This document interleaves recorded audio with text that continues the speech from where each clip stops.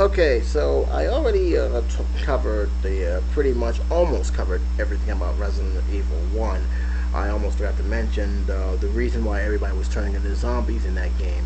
Um, the reason why it was everything ran amok in Resident Evil 1 because of a T virus, which was made by Umbrella, which turned pretty much everybody into ravaged zombies, or made them into some new evolved mutated creatures.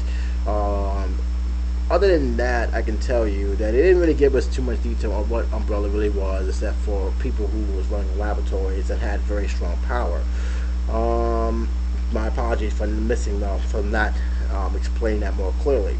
However, in the second one, we pretty much get more information about Umbrella because basically, let's just face it, Umbrella has done a lot more damage in the second game than they did in the first game.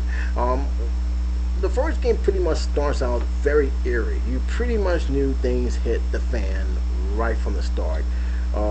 You had, you had zombies running rap in the streets, and you had two characters which are being played, and you pretty much playing two characters in this game because it's a two CD game, and depending on how you play these characters, you can either play as Leon first, Claire second, or Claire first, or and Leon second. It really does depend. I played as both, and I can tell you I actually like playing as Claire first, than Leon first. And there's a lot of reasons why. I think the Claire Leon scenario has a better ending than Leon starting out the game.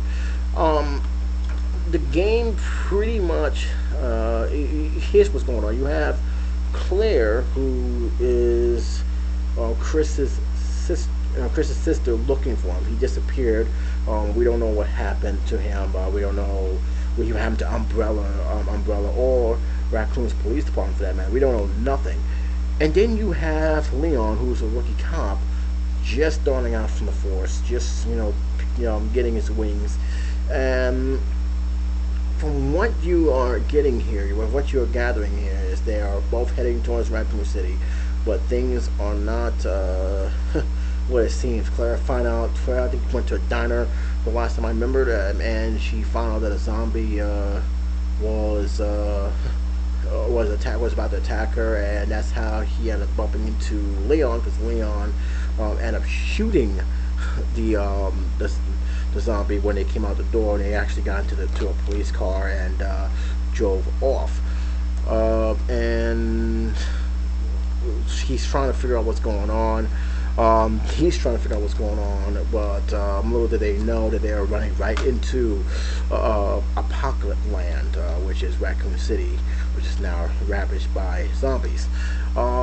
They end up getting split up due to a truck crash, and during that split up, they're trying to head to the police station. And for Claire, she went to the alleyway. Chris, I believe, went to the opposite direction. They both end up in the same direction. One in the front of the police precinct, one in the back of the police precinct, and that's where the adventure folds. I'm not gonna get into too much of it because pretty much I can tell you the game speaks for itself. I will say this, that it definitely lived up to the hype. It scared me, especially some scenes in the police precinct, outside of the police precinct. And this is the one time, because they didn't use movie footage on this, but they used it had a great story, and the dialogue was much better. They really did improve. I think the feedback that was coming back from the first game really, they really took that to heart and basically made a better game. This was actually a fun game to play. This game had me screaming in some scenes. The Claire story, Leon story, was more dramatic. I'm going to go by that because it's one of my favorite stories. I liked the fact that there was a big conflict between Leon and Ada. Ada was supposed to be this agent, I think, working for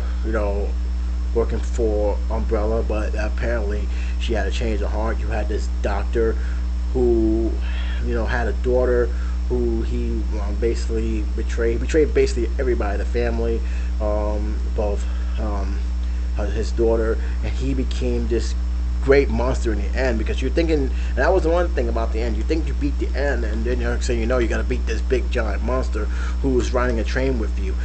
You also had a new virus. You didn't no longer had the T virus. You had another virus that was in existence. You had a little girl who was the scientist's daughter. She was an important part of this game at during the time the game was being played. You had a lot of stuff going on in this game that you really had to be very careful to keep up. Again, you have to make sure you got every clue. You have to read every diary. But in this game, it was more better paced, more improved graphics, and just a fun game. This is the game that I actually bought the soundtrack to, because the soundtrack was very, very, very, very good. There was definitely a lot of songs that I remember from. Of course, the Typewriter's theme song was very good. The opening of the game was very good. I actually liked it, the ending credit theme song, the one where when you beat both CDs and you saved it and you play the other CD, you get that, because you had two endings. You had the first ending, and then you had the second one, which had a rock and roll theme song, and it was very, very good. And I never forget the ending of this game where Leon said, "Hey, it's up to us to take out Umbrella," which indicated there was going to be a third one. I can tell you right now that I did not regret buying this on the CD, but again, video game soundtracks are very expensive. This was a two-disc soundtrack, and it cost me $37.50. That's how much money that cost. I actually have the ending theme song on my computer, but as for the CD itself, gone. Somebody actually stole it, which surprised when I went and moved. That CD was not with me when it moved, but I was very, very ticked off, because those CDs are very expensive and very, very rare, because they don't make, after a certain amount of time, they don't make video game soundtracks. They pretty much discontinue it almost immediately. So the only way you pretty much can get the soundtrack, if you pretty much go to iTunes. I'm pretty sure iTunes still has it. They got the third one, that I know. So you should be able to get the second one. But is the soundtrack worth it? Yeah, it is. It is for many reasons, because there are some songs that are good songs to listen to. There are some songs that you could actually relax to. There are some songs that actually have a rock and roll beat to.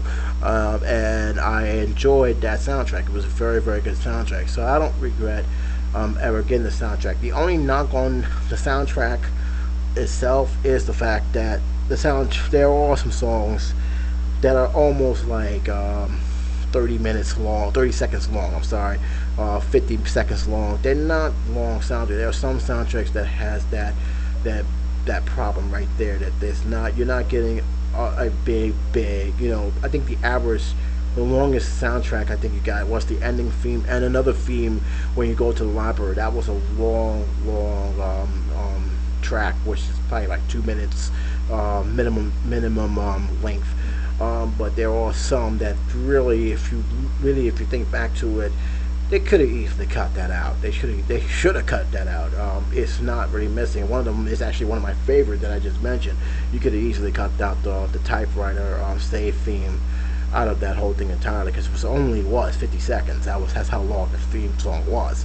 But apparently they put all that in there. They added all that stuff in there, and you have your Resident Evil 2 soundtrack. Do I think it's worth buying right now? I think that if you like the music of the game, yeah, I think it's worth getting.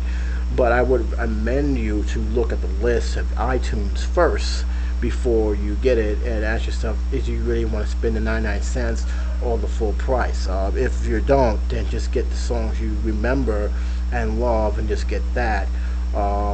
Otherwise, you don't want to waste money, because like I said, the CDs from video games don't go down in price. They stay the way they are. So you might want to really look carefully at all the music that Resident Evil 2 has. But it's a 3-star soundtrack. I actually enjoyed it. I actually liked it, and I don't regret it. So again, the game itself is a 9 out of 10 to me. That's how good the game is. The soundtrack is a 3-star soundtrack. It's something that you want to buy, but with caution. You don't want to get everything because not everything is that memorable. So that's my take on that. So that's it for this one. We'll conclude with Resident Evil 3, but until then, J77 signing off.